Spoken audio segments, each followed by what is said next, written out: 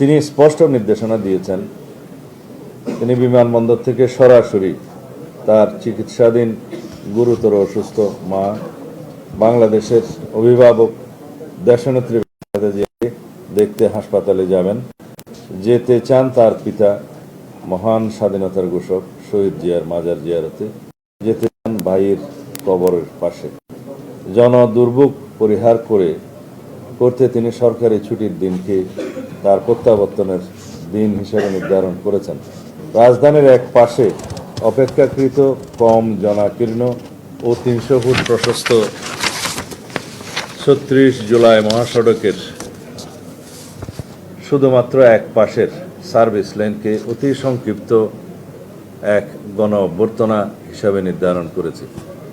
এটা কোনো জনসভা নয়, সম্বর্ধনা অনুষ্ঠানও নয়, শুধুমাত্র দেশবাসীর প্রতি তার আন্তরিক কৃতজ্ঞতা প্রকাশ ও দেশনেত্রী সহ দেশের সকলের কল্যাণ কামনায় দোয়ার অনুরোধের অনুষ্ঠান।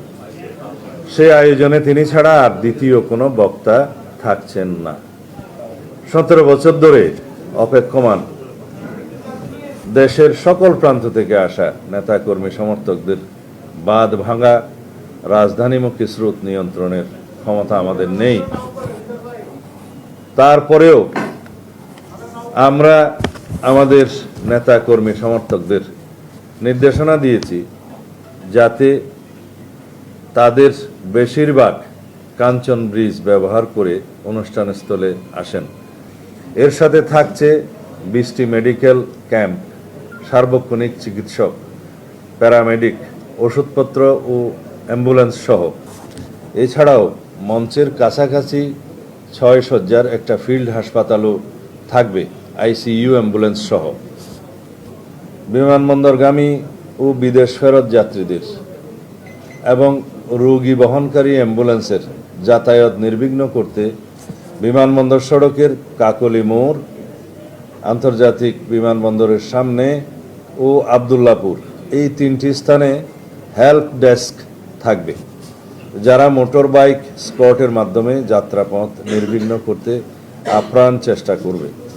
আমাদের প্রথম দিনের অনুষ্ঠান বিমানবন্দর থেকে 300 ফিট রাস্তার অভ্যর্থনাস্থল, সেখান থেকে দেশনেত্রী বেগম খালেদা জিয়াকে দেখতে যাওয়া এভারকেয়ার হাসপাতাল, এভারকেয়ার হাসপাতাল থেকে তিনি সরাসরি বাসভবনে চলে আসবেন। তখন বিমানবন্দর সড়ক হয়ে কাকলের মোড় হয়ে গুলশান 2 নম্বর হয়ে তিনি বাসভবনে চলে আসবেন। সেদিন আর অন্য কোনো অনুষ্ঠান হবে না। 26 তারিখ শুক্রবার বাদ জুম্মা তিনি বাসভবন থেকে রওনা হয়ে প্রথমে শহীদ জিয়ার মাজার জিয়ারত করবেন এবং সেখান থেকে জাতীয় স্মৃতিসৌধে তিনি শ্রদ্ধা জ্ঞাপন করতে যাবেন। এটা 26 তারিখ।